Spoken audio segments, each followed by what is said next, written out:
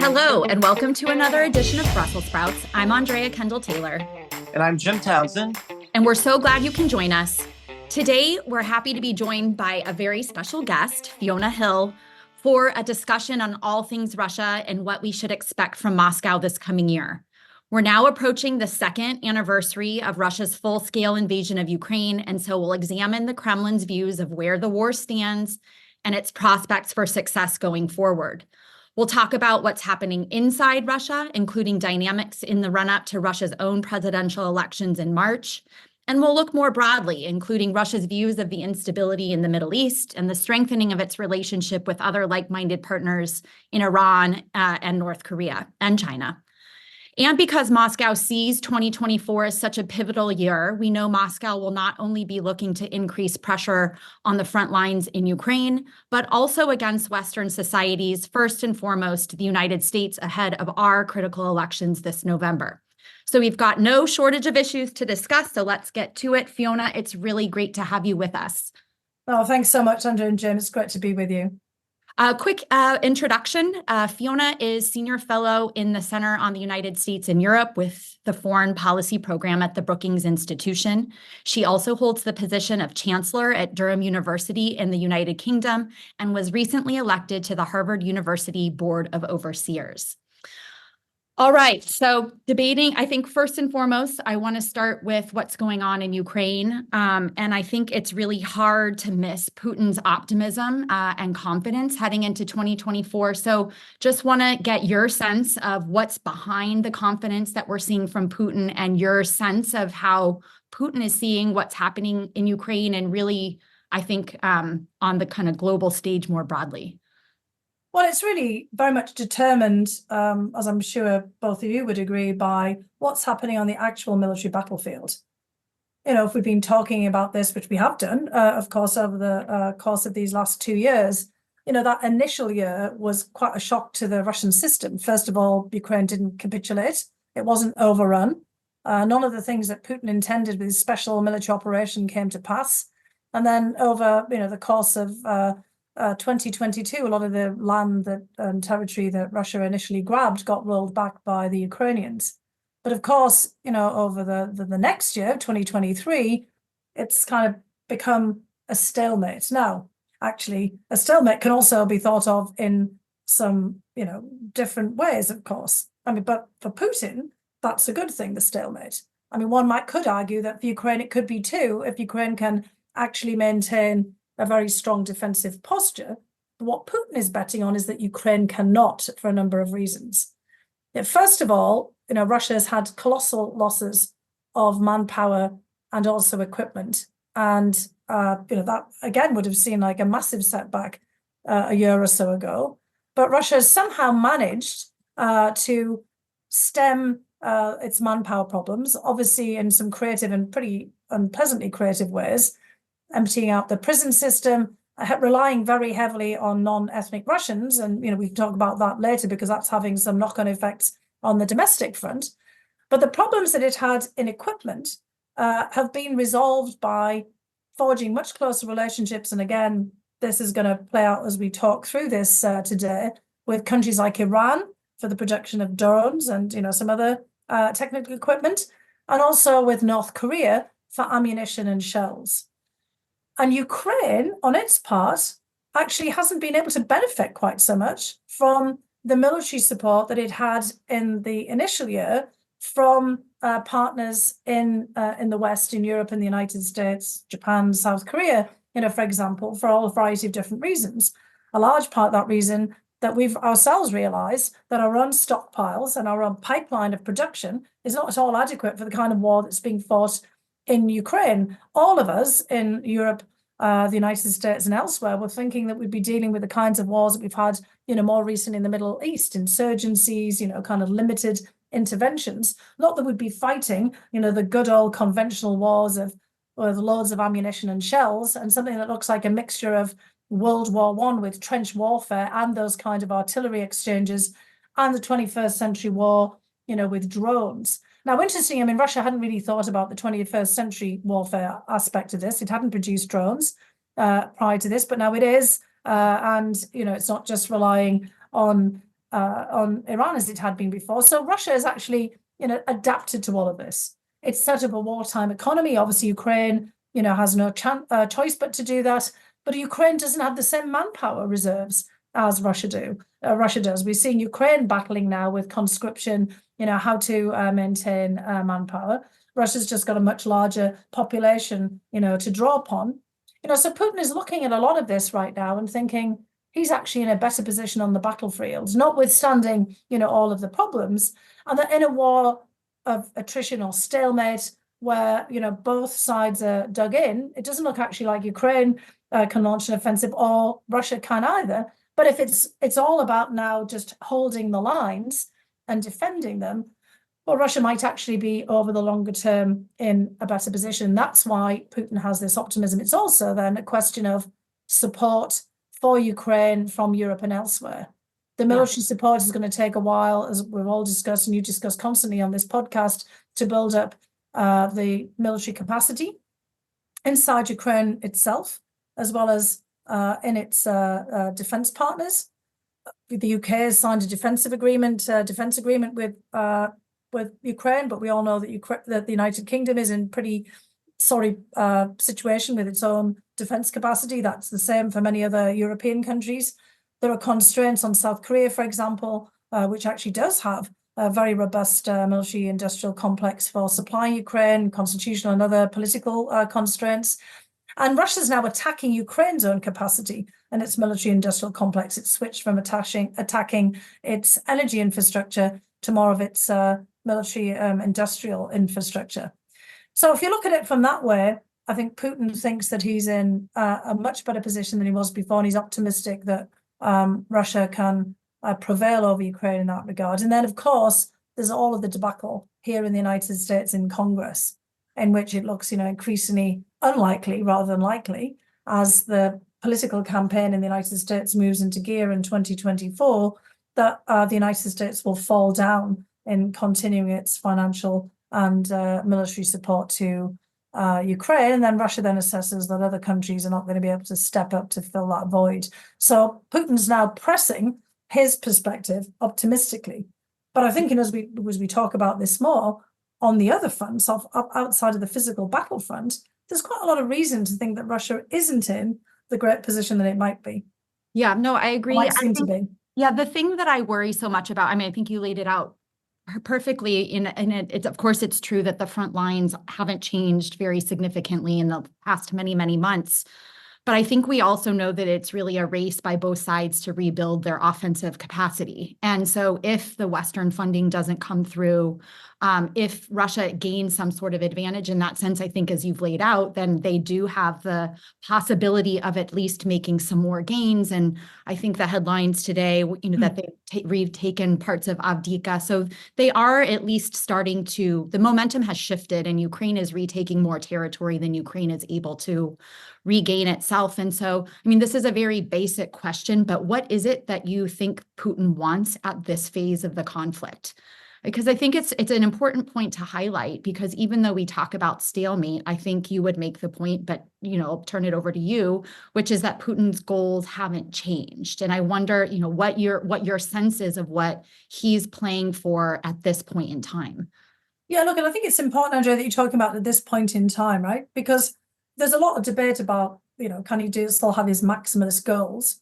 Well, he might not try to get them all at once, right? I don't think his goals have changed in any way, but he's thinking he's playing a long game now, even though he might also be playing a short, medium game. He's kind of thinking, over time, I might get more of what I want. But right now, I think I can get what I've got, and I can get, some acknowledgement of this. So he's using the fact, and there's a psychological game here as much as there is a military game, a psyops, aspect of this, as you're talking about Avdiivka. Look, the Ukrainians, took territory back, but we're chipping away again at it.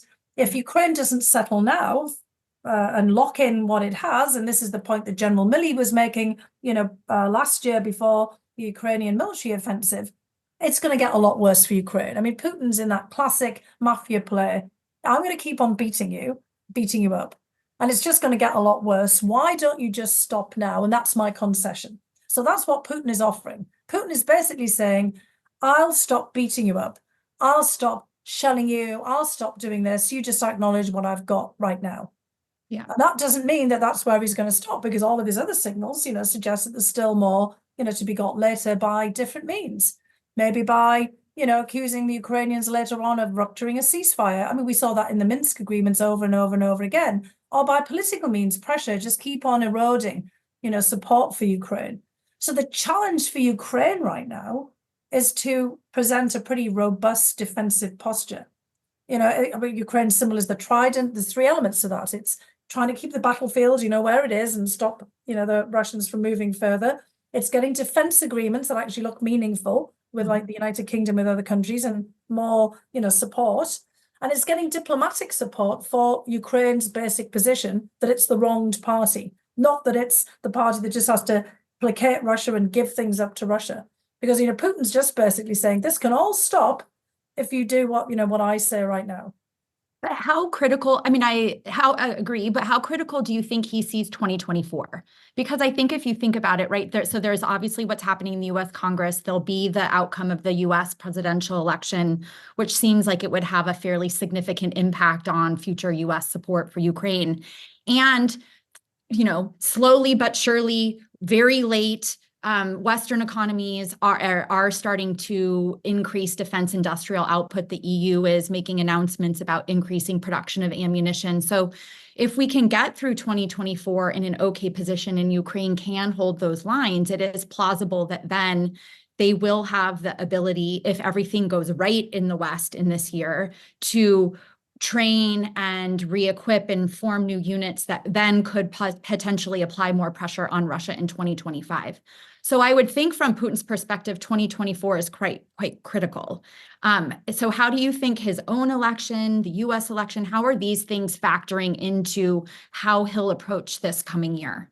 Well, I think that's spot on. I mean, that's exactly, what I've said myself, that, he does see this as maybe not a make or break year, but definitely one of those, inflection points. Yeah. And, kind of he wants to obviously make sure that the negative aspects of all of this from our perspective, Ukraine's perspective, are the ones that play out.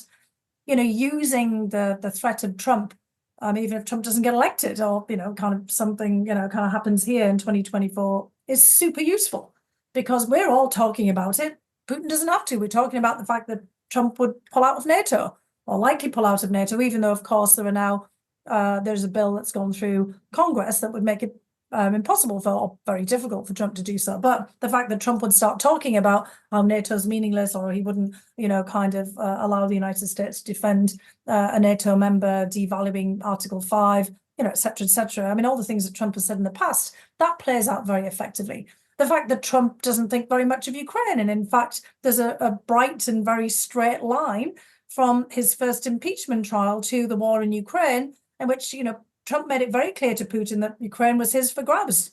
Putin, knows that Trump doesn't think much of Ukraine, thinks actually Ukraine is a personal adversary, and wanted to exploit Ukraine and, try to extort Zelensky. I mean, how is there any sign of support for Ukraine's position in anything, that Trump has ever done, or said? And he talks about essentially giving Ukraine up in a heartbeat, or, in what does he say, 24 hours or whatever it is that he's, kind of given himself to resolve, this situation every time he talks about it. He's got his own election as well that, Putin has. And I think actually that does count something for Putin. I mean, he wants to be anointed with an overwhelming support. And, that is consequential too. So he has to show that he's really gained something in Ukraine, because we know that the Russian population actually is not all happy with this war. You are starting to get pushback. You're getting this, we can talk a bit more about this, Mr. Nadezhdin, whose name means hope. There's a little hope here for Russians who are opposed to the war, that, there might be actually a candidate that might pull them out of it. Putin, of course, is letting all this run out, but he knows that Russians would like to see the war end, but on their terms, without giving anything up, without losing, without paying reparations, this kind of thing. So, he wants that to kind of play out, and to him getting an overwhelming election mandate, basically, so they can keep on going forever. That strengthens his position.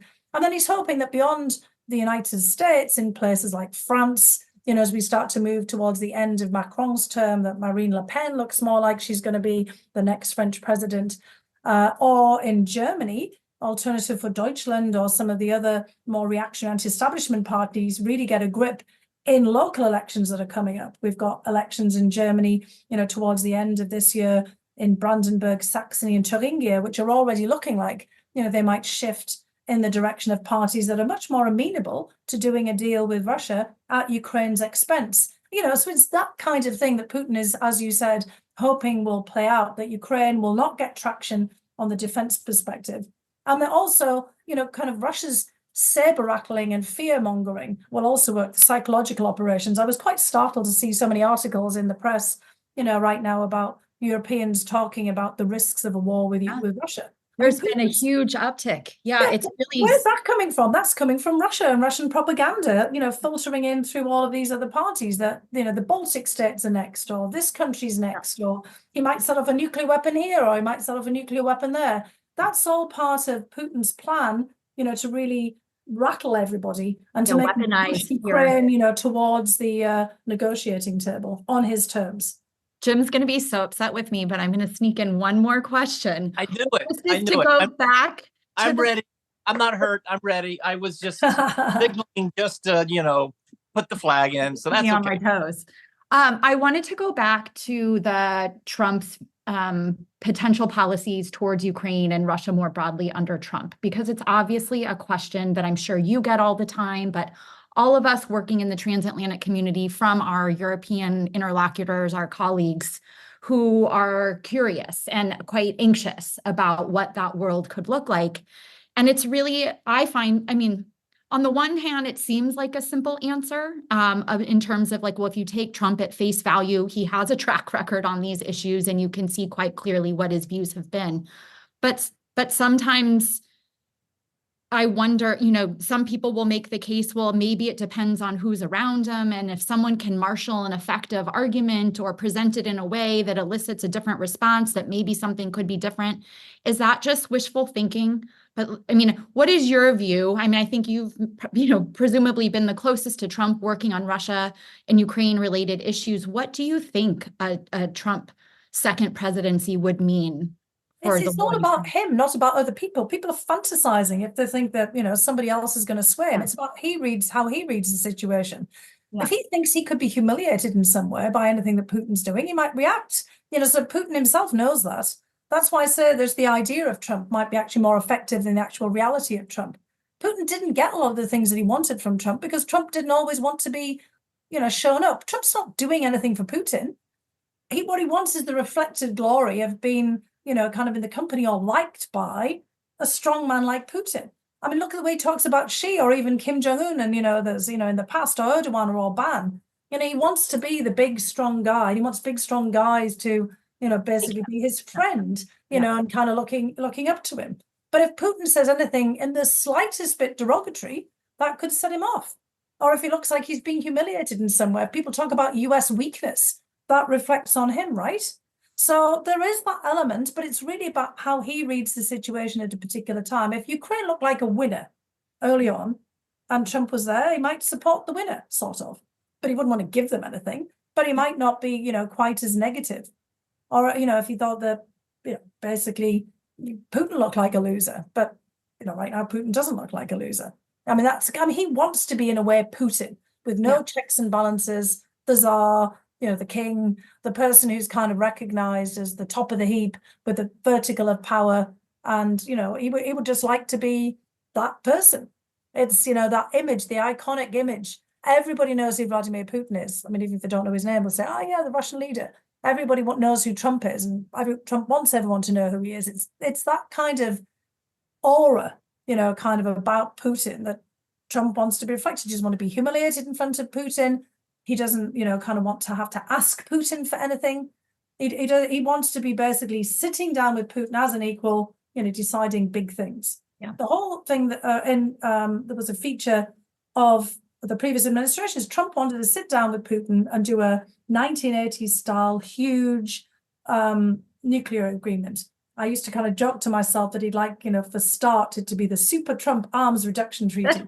That would be kind of how it would be. He wanted to be Gorbachev, and Reagan, both of them at once. He wanted to be, H.W. Bush, although he wasn't, quite as big as Reagan. He wanted to be there, being the big guys, doing the big things. And so, if there was an opportunity, but remember, he's always saying it mediated like a Nobel Peace Prize. It's all just about what Trump gets out of something.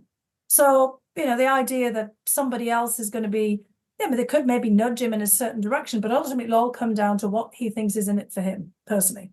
Yeah. Okay, Jim. Wow. Well, after that, my stomach is just, nauseous thinking of those old days and all of that. We all went through, Fiona, particularly you. I mean, that's really a glimpse back into the abyss. Yeah. But that image, though, what you were just describing, really has got to everyone. We're going to have to remind everyone of that. As we get closer into the presidential campaigns. And Andrea, this is not my question. This is just my therapy session after hearing all about Trump. We really are going to have to get that perspective out there. People have forgotten. I mean, we have such a short memory span, and we've put him as some kind of mythical, distorted character frame now, and we've got to remind everyone what we're dealing with here. So, Fiona, thank you very much for that. That should be the headline of this podcast. But I want to go back to Putin, someone who doesn't scare me as much as Trump does. But Putin's not as capricious. Yeah, no, Putin does think about the state, and actually Putin's quite predictable. I mean, come on, we've had him for 25 years now. Yeah. I mean, he will do some things that, surprise us, but he's predictably surprising. I think that's part of the point, where Trump's just always all over the place, always about him. Putin's not always about him. I mean, yes, he's about him. He's about his power and influence, but he thinks about a Russian state and Russian history. Trump knows nothing about American history, apart from how he's picked and choosed anything that reflects on him. He knows very little about the world. He doesn't care to know. But he's also not stupid. He's very clever, is Trump. He's very clever. Yeah, I look on Putin as a professional authoritarian, whereas Trump is an amateur trying to become a professional authoritarian. He's a professional authoritarian as well, but it's about him. It's not about the state. Yeah. It's about his own pure personal power.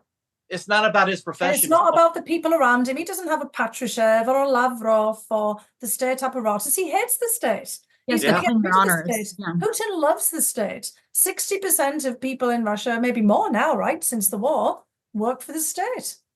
Putin's not going to dismantle the state. He is the deep state. And I think ultimately that's what Trump wants, is to have the state be him. I am the state. And then he'll crown himself. And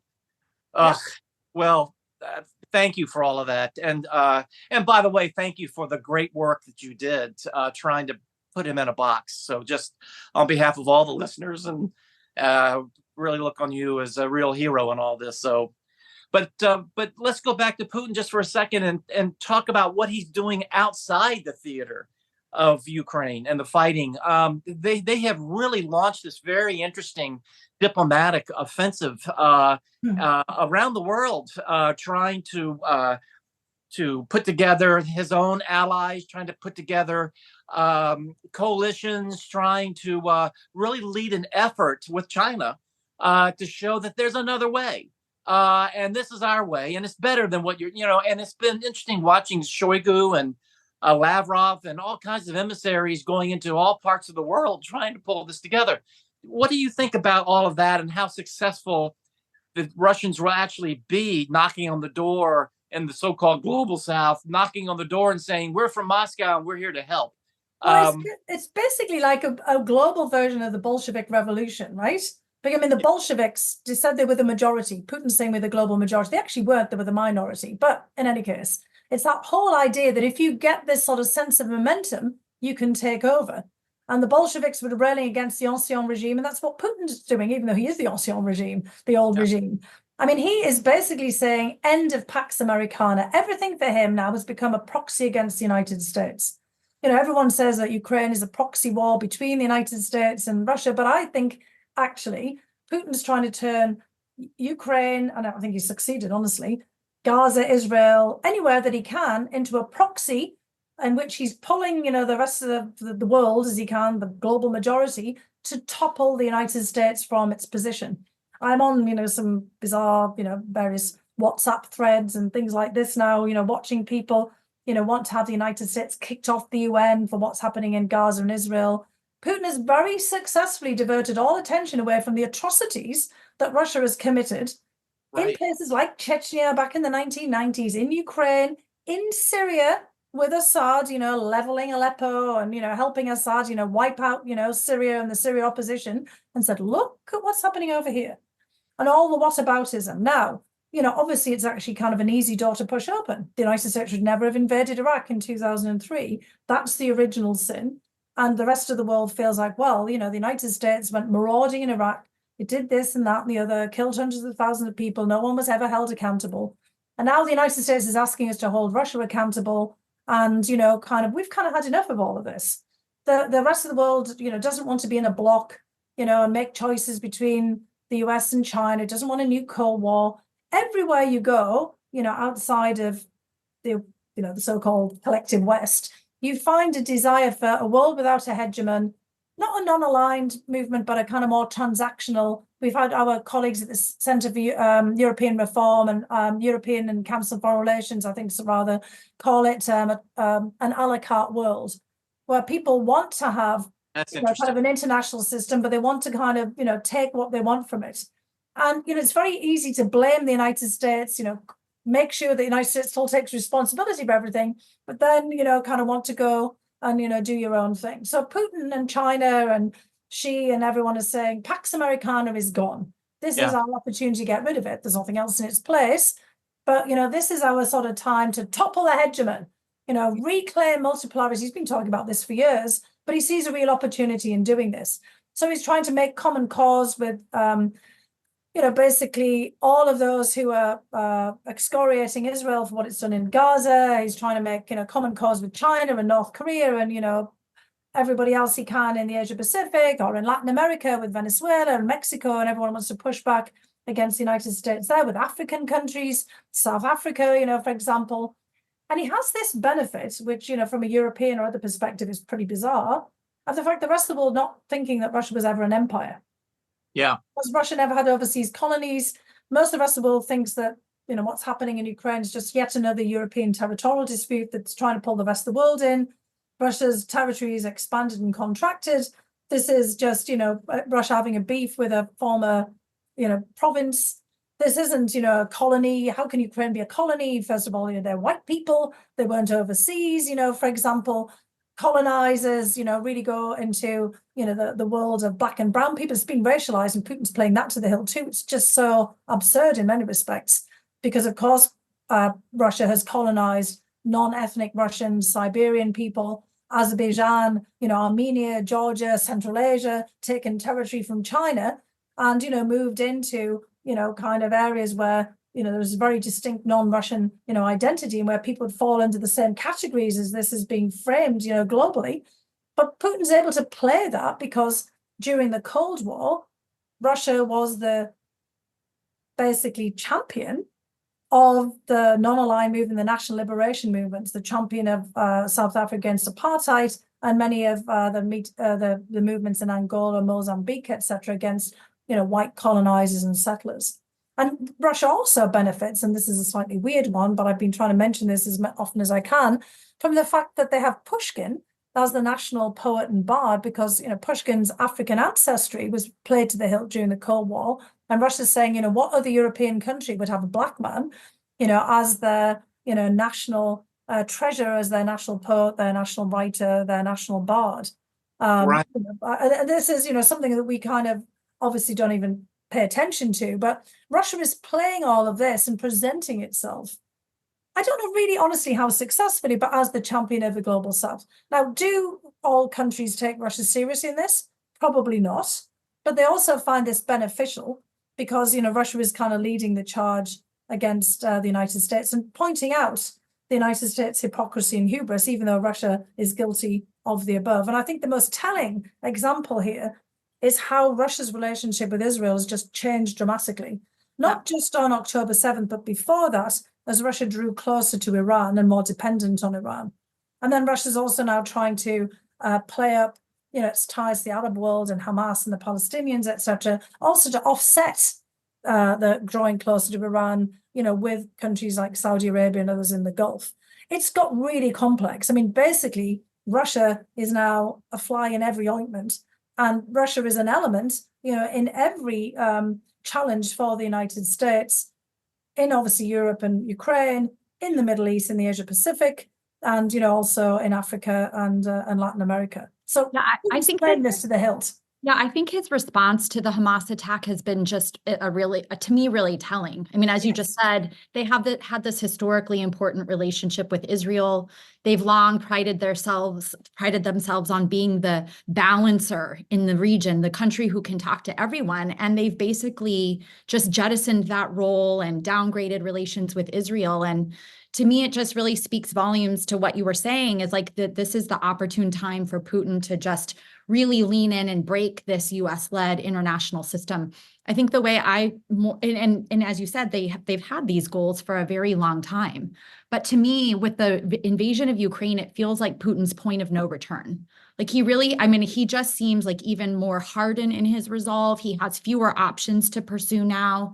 And I think it's translating, and this is like the pivot to my question in terms of what's happening domestically inside Russia. Yeah. It really, it's the confrontation, it's with Ukraine, but with the wider West. It's an existential struggle. The West, the United States in particular, is out to dismember Russia. I mean, that whole bit has become the key organizing principle of his regime and domestic policy, with the wartime economy and everything, and of foreign policy. And so to me, this really seems like it's here to stay. And I wonder if you could just say a little bit, what are you taking note of in terms of changes inside Russia? Things like that. I mean, you mentioned wartime economy, but some of the militarization, the youth groups, the changing of the textbooks, it feels like he is really trying to reshape Russian society around this idea of confrontation. But I wonder how you see it. No, I think that's absolutely right. I mean, we've gone back to the past. I mean, he didn't get as much traction he was hoping with Nazis in Ukraine, or many of the other tropes that he tried out when he first invaded. Nobody bought that really internally. I mean, some obviously seemed to in the military, and others when they were captured and they were talking about looking for Nazis in Ukraine. It played in some quarters, but it wasn't getting traction because a lot of people just didn't believe it and didn't see it. But I mean, this is kind of like Stalin in World War II. In fact, he's going back to Stalin. I mean, we're thinking about, that whole period where, after Stalin suffered so many setbacks after Operation, Barbarossa and the invasion of the Nazis, eventually he embraces Zhukov and, starts a whole new framing of World War II, a kind of, nationalist framing, kind of patriotic framing, but also, kind of against fighting, the Teutonic West, not just, Germany in some respects as well. And, we're seeing all of that, the glorification of Stalin again, all of these kinds of things happening, and so many Stalinist approaches to repression, all of the denunciations, that are happening. As you said, the textbooks, it's just, it's back to the past. I mean, it's informing the present, and it's kind of selling the past as the future as well. This is a real danger, when we start to, think forward. Putin's not selling a future for Russia. He's selling a future for Russia that just looks like so many other junctures in Russia's or the Soviet Union's or the empire's past. However, there is actually some areas here, I mentioned in passing Mr. Nadezhdin, before, the kind of little glimmer of hope of an alternative candidate there, who's clearly got the permission of the Kremlin to be running here, otherwise he wouldn't. But, people are, showing up to sign up for him. And that's important signaling for the Kremlin to see where points of frustration, at best anger, at the worst, or opposition, at even worst, could be manifesting themselves. So they'll be watching that very carefully. And, I wonder at some point if all the people who support Nadezhdin might end up in a gulag, or, under some more repression later on, once they've, shown themselves and shown how serious they might be of, adding the support. Putin does, however, also need a real election in the sense of, real alternative. He wants to be anointed, but he wants to also look legitimate. He wants to look like he's got, had some competition, he's got overwhelming some success. And there are some real signs of trouble inside Russia. I mean, a wartime economy is not a recipe also for future growth and prosperity. I mean, it can truck along as, kind of wartime economies do, but there'll be all these distortions. You'll have to deal with that, at some point later on. He hasn't had as much luck as he was hoping about, quickly being able to find new sources for Russian gas. I mean, he's hoping that China will pick that up, but the Chinese also don't like dependence. Just like, they saw what happened to the Germans. They're going to be playing a, harder bargain. I mean, yes, he's still selling his oil, but, the Russian economy is getting also very dependent on those kind of sales. And, it's lost a lot of its innovative capacity. I mean, we've got 300,000 people killed as well as maimed. They're out of the mix, 1 million plus people who have fled overseas. That's actually a lot of your, real potential for moving the country forward. I mean, yes, Russia's got more manpower than Ukraine has, but if we think back to World War II, when Ukraine was part of the Soviet Union, and the Soviet Union was devastated with millions, tens of millions of people killed, it was a much larger country. Ukraine was part, Kazakhstan was part. Those huge losses weren't just spread on the Russian population. And that's what's happening now. And we're seeing, for example, in Bashkortostan, one of the Urals republics, next to Tatarstan, one of the major Muslim republics, also a major oil and gas producing republic, a lot of backlash now. So the burdens that have been put on the non-ethnic Russians, 20% of the population, in the war in Ukraine. Russia still has a large Muslim population. I think that's another element of why Putin's all in on, supporting Palestinians in Gaza and Hamas and in the Middle East, because of its own Muslim population. Some of the Muslim population have extensive ties to the Middle East, including the Tatars and the Chechens and many others. When the Russian Empire was expanding into the North Caucasus, for example, and taking territories in the Ottoman Empire, a large number of North Caucasian peoples, the Circassians and others, what we now know as Chechens, moved to the Middle East, to the Ottoman Empire, and ended up in places like Jordan and in the Gulf. And there's been, during the Chechen wars of the 1990s, we had all kinds of circular movements of fighters, including from Jordan and Saudi Arabia. We had Amin Zawahiri and Al-Qaeda, actually, trying at one point to go into Dagestan and Chechnya. Most people have forgotten that. We haven't. I mean, the three of us talking. But there was a lot of interaction there. And, the Muslims of the Middle East were horrified, by what Russia did in Chechnya in terms of the destruction. I mean, we're thinking about Gaza. Russia killed 250,000 people, approximately, in with a population of 1 million in Chechnya, including their own combatants and militants. But a lot of these were civilians. It devastated the city of Grozny. It didn't have the kind of knock-on effects that we're kind of seeing from what Israel is doing in Gaza. But Russia was the bête noire of the Middle East for a period. I mean, eventually Russia worked with Erdogan in Turkey and people like Assad in Syria and the King of Jordan at the time to pacify the Chechens.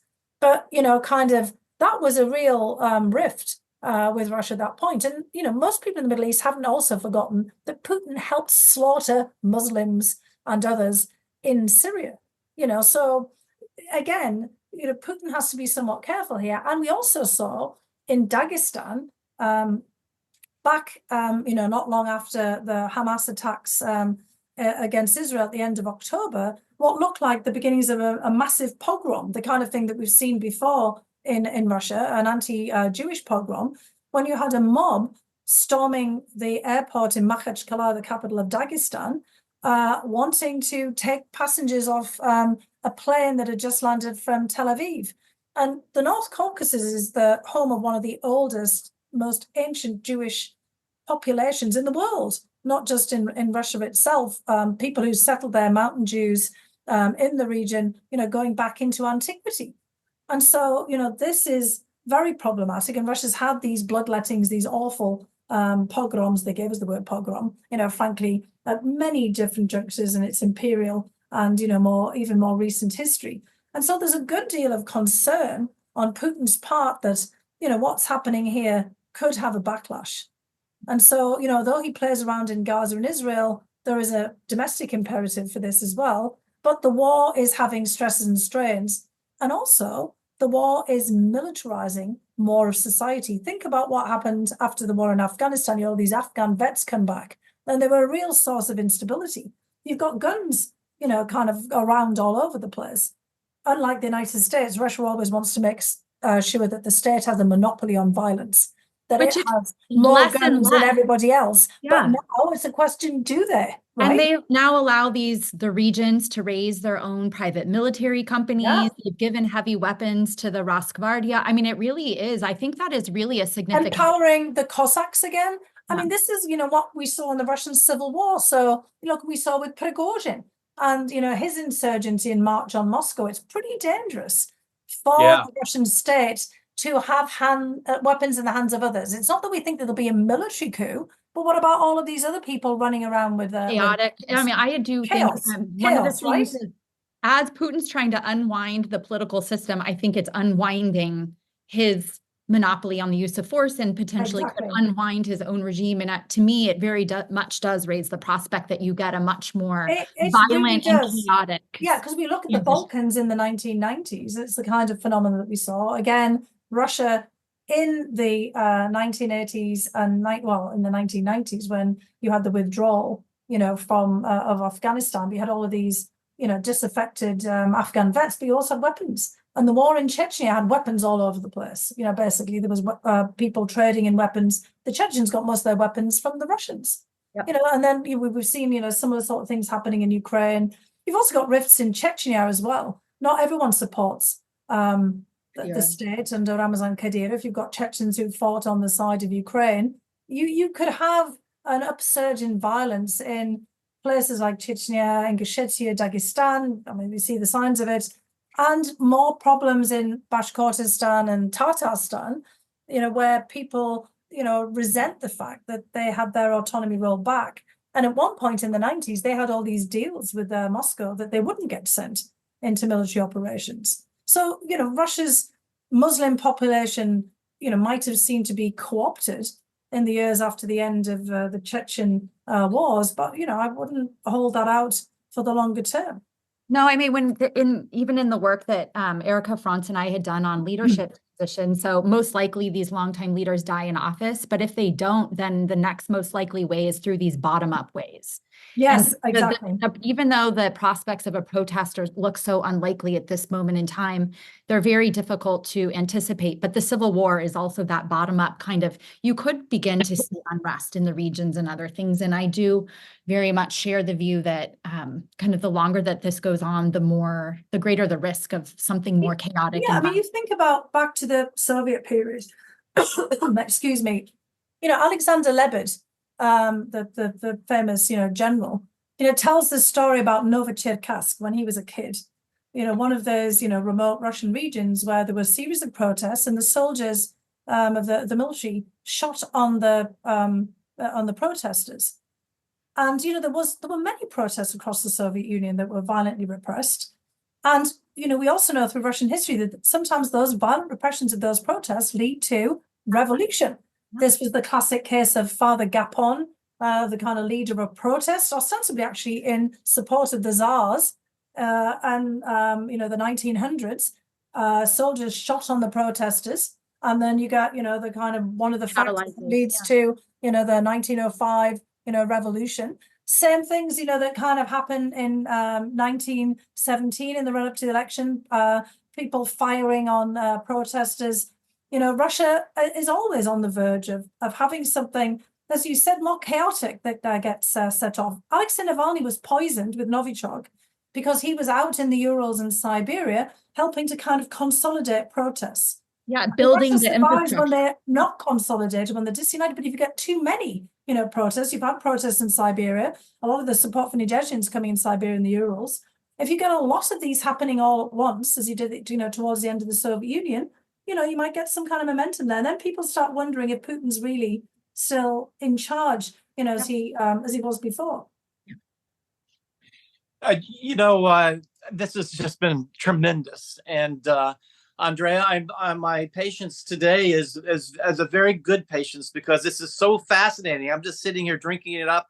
Both you guys are doing a wonderful job. So I tip my hat to you. And I just, the only thing I would just say as a minor ad is that your point, Fiona, about Back to the Future in terms of how Putin is taking Russia and trying to recreate in a lot of ways, whether it was Stalin or even before Stalin. I think it's that kind of trajectory that he's on that really upsets the Balts, for instance, because if that's where he's trying to go in a lot of ways, then if you're looking at, well, who might be next, the three Balts, I'm sure, must feel as they do that they're in the crosshairs here, and Moldova as well. And so I think if Putin continues down this path, he's going to be eventually confronting NATO, and could NATO even deter him from doing something in Narva or whatever the scenario might be with the Balts? Because I think the Balts' only chance is that they're now in NATO, and will NATO in fact be there to defend them if 5 years from now, 10 years from now, 15 years from now, that's where Putin or his successor is going, is to try to take Russia back to a time when they felt things were better. Yeah, I mean, that's why there's the uptick in articles about this and all that kind of concern that's generating, because people are, looking across the horizon. Now, if Sweden, Hungary, whatever happens here, is into NATO, I mean, obviously that does shift the perspective on the Baltic Sea. I mean, and it also, opens up a lot of, different planning. I mean, Jim, you were in those, kind of positions in the past thinking about, that long-term defense planning in NATO. Right.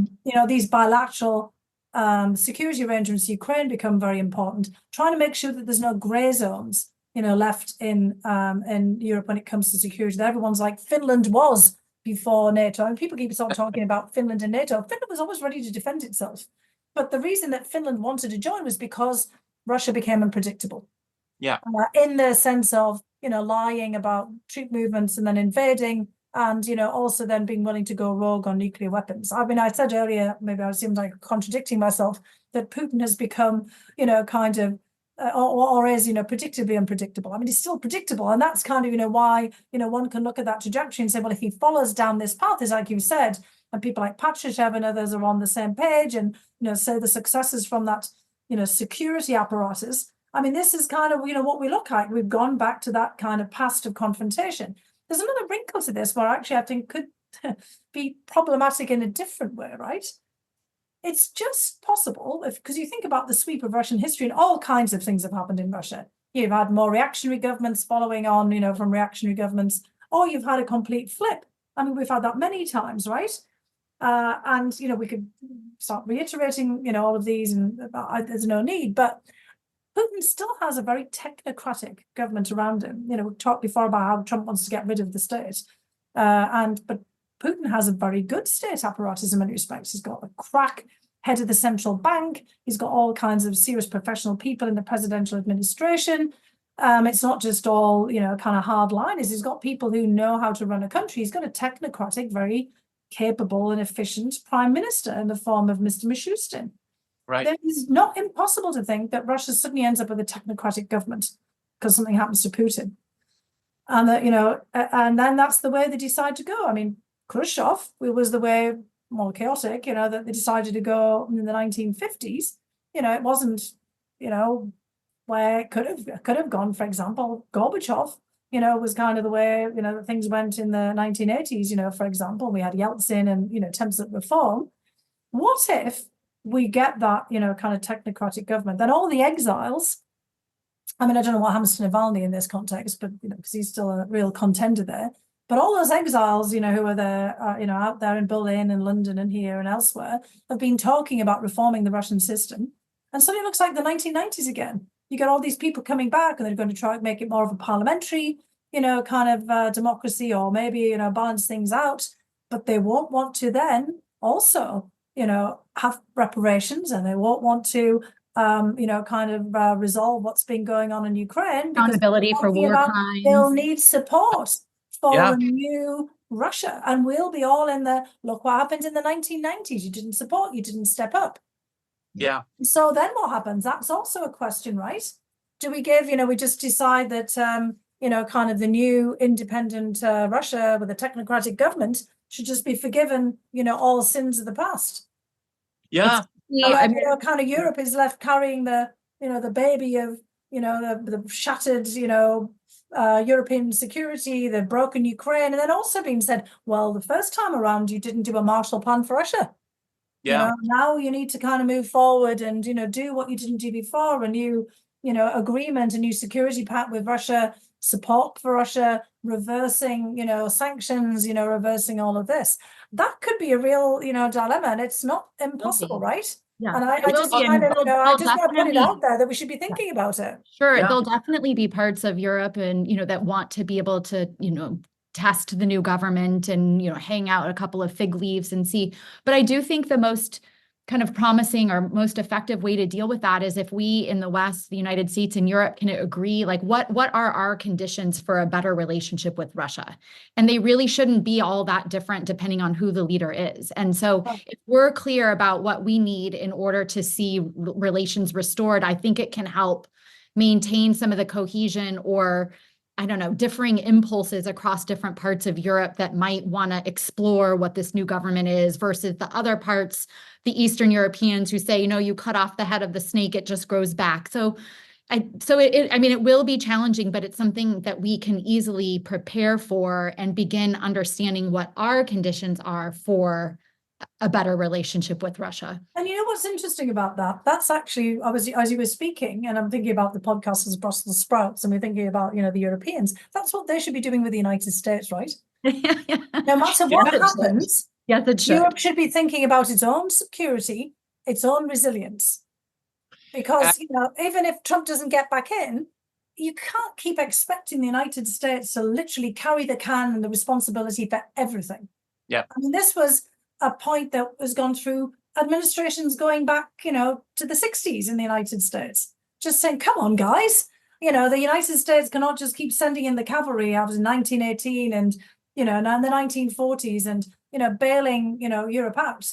And, if we're trying to build up our resilience, Europe has to step up. I mean, we see that in many respects on, I know Stoltenberg's on his way, to sort of talk to everybody about this. We are seeing Europeans step up, but it's also on how Europeans, position themselves, how they work together politically and economically, and, how they're dealing with these larger issues, not just on the military responsibility. It can't be that, Europe is constantly looking to the United States every 5 seconds, for, leadership is one thing, but, just, for the United States taking responsibility. At the beginning of December, I was on a trip in Europe. And I think they were trying to provoke me in a discussion, but I had a discussion with, kind of basically the foreign ministry of a not insignificant state.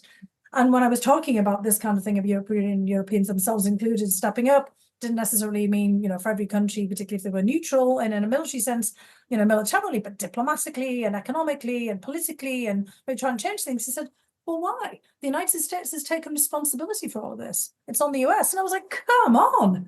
That is just ridiculous. That's like, when people stand up in a line and people say, well, someone volunteer and everyone steps back. That's just not the case. And that's exactly why people around Trump and Trump himself are so furious, more likely, to talk down NATO, because he's not wrong in thinking that there's a bit of a ripoff going on there, in terms of responsibility and putting everything, on the United States. And previous administrations have been talking about this. The Obama administration laid it all out in the Wales summit for NATO.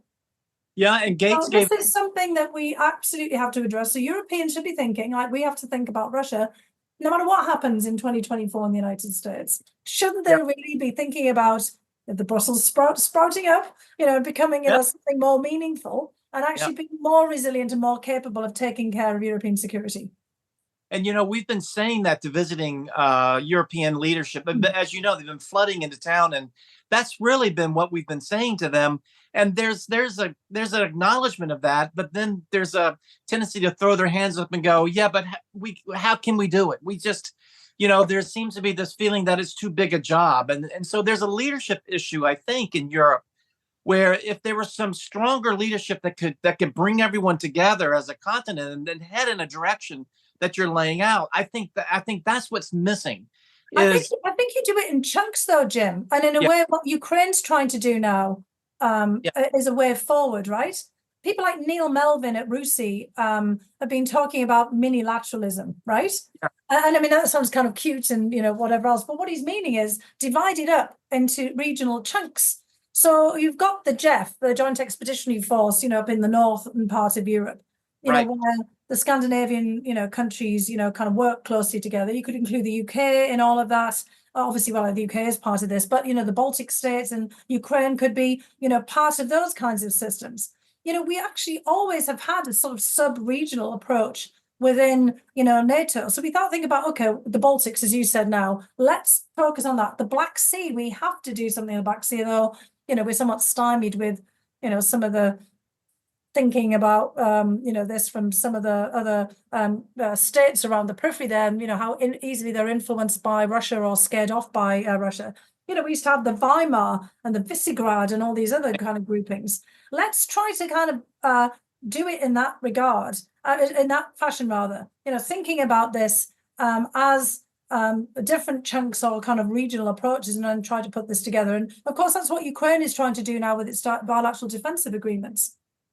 Yeah, no, I think that's exactly right. And you can really see those regions when you're working at NATO, these blocks that are regional, the Southern Europeans, Italy, Spain, Greece, Turkey is off on its own. But it's amazing that there is that substructure that they need to organize and help them take things forward. But actually, Turkey's just, tried to improve its relationship with Greece. Let's test the proposition that they actually mean that, right? Right. Maybe, and of course, that's been a kind of bit of an element in NATO. If Turkey didn't get the F-35s, maybe Greece would get them. But, there's still going to be always that rivalry and competition. But let's test the proposition that you could think, differently about the Eastern Med. If, Turkey and Greece are in, different set of relationships. That's exactly right. Well, I love actually that this conversation on Russia came around to, like, what do we do?